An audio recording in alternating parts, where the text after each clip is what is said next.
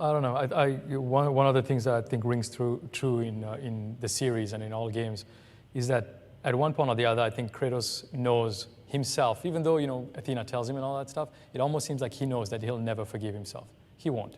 From the moment that that moment happens, with killing his family, killing his daughter, it's something he can never get back. He seeks it. He wants redemption. He wants forgiveness.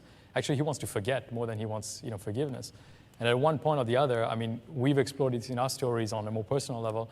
He can't. It's just that he's doomed. He is, forever doomed. And I think, what you see actually in him killing himself is really the fact that he can't forgive himself. He'll never will.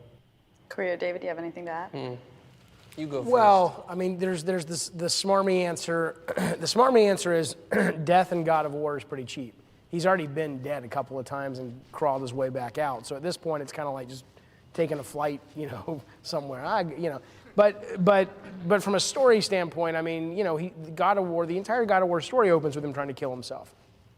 He clearly doesn't really care about dying, and once he's done what he came to do, which was get his revenge, maybe there's a sense of now I can finally go be with my wife and kid who are dead, and so maybe it was to be with them. I mean, I think the ending of 3, was intentionally ambiguous. I mean, correct? I mean, I can't say I entirely understood the intent behind it. I got on Facebook immediately. It was like Pappy, who is the lead designer on 3. I'm like, what is this? Not in a bad way, but like explain to me what I'm, So I mean, it was a good ambiguousness, but for me, I kind of took it like he wanted to be with his wife and kid. He did what he came to do.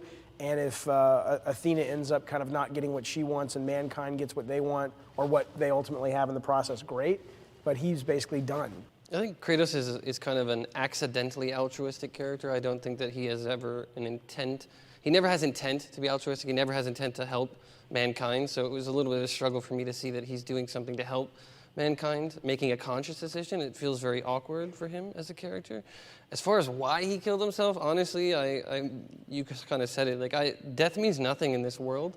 You crawl out of Hades, and there's a whole life that goes on after you die. So you kind of get caught in this little loop of like, okay, he killed himself, but then he's going to still have to live with the fact that he killed his wife and child just in another location, and he won't really be able to do anything except there's better crawl therapy out. down there. Yeah.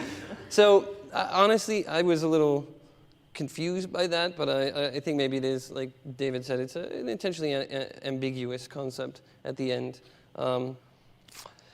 I would say he did it for ratings.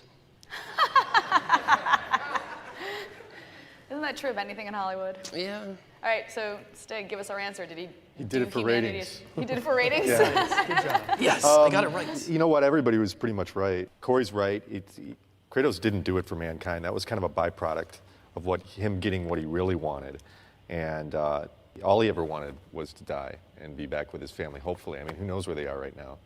But everything has changed, and maybe that's the only thing that he's got left. I mean, he's a pretty selfish guy, and I don't know if he really wants to be with his family for any good reasons other than to kind of say that he righted the wrong that he did to himself. So And to them. Right, exactly. But I mean, I don't even know if it really mattered to him what happened to them as much as what he did to himself by killing them. He's a very selfish guy. Well, and I think that's one of the reasons